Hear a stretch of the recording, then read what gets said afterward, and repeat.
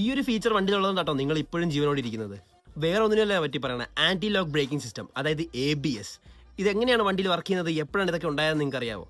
ഈ ഒരു കോൺസെപ്റ്റ് വന്നത് തന്നെ 1930s എയർക്രാഫ്റ്റ് കാരിയർ ലാൻഡ് ചെയ്യുമ്പോൾ അതിന്റെ വീല് ലോക്കായിട്ടുണ്ടാകുന്ന അപകടങ്ങൾ കുറയ്ക്കാൻ വേണ്ടിയാണ് ഈ കോൺസെപ്റ്റ് ആദ്യമായിട്ട് കൊണ്ടുവരുന്നത്. അപ്പോൾ കാറിലേക്കും ബൈക്കിലേക്കൊക്കെ ഈ ഫീച്ചർ എപ്പോഴും എത്തിയ 1978 മെഴ്സിഡീസ് ആണ് അവരുടെ S-ക്ലാസ്സിലേക്ക് ഇതാണ് ആദ്യമായിട്ട് കൊണ്ടുവരുന്നത്.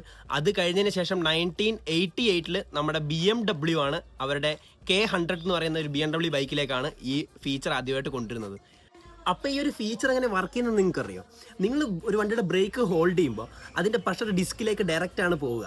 അതിന് പകരമായിട്ട് ഇതിൻ്റെ ബ്രേക്ക് ഹോൾഡ് ചെയ്യുമ്പോൾ ഇതിൻ്റെ ABS മൊഡ്യൂളിലേക്കാണ് ഇതിൻ്റെ പ്രഷർ പോവുക. ആ ABS മൊഡ്യൂൾ, അതായത് അതിലൊരു മോട്ടർ ഉണ്ട് കേട്ടോ.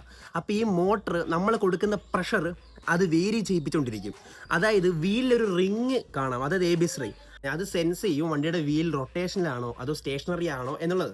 ആ റൊട്ടേഷൻ ആണോ സ്റ്റേഷനറി ആണോ നോക്കിയിട്ട് അതിനനുസരിച്ചാണ് വീൽ എപ്പോഴും റൊട്ടേഷൻ ആയിക്കൊണ്ടിരിക്കാൻ വേണ്ടിയിട്ട് നമ്മുടെ ABS മൊഡ്യൂൾ പ്രഷർ വേരി ചെയ്തുകൊണ്ടിരിക്കും. അതുകൊണ്ട് തന്നെ ഹൈ സ്പീഡിൽ പോകുന്ന ഒരു വാഹനം സഡൻലി ബ്രേക്ക് പിടിക്കുമ്പോൾ അതിൻ്റെ ടയർ ലോക്കായിട്ട് അത് ഒരിക്കലും സ്കിഡായി വീഴുകയില്ല.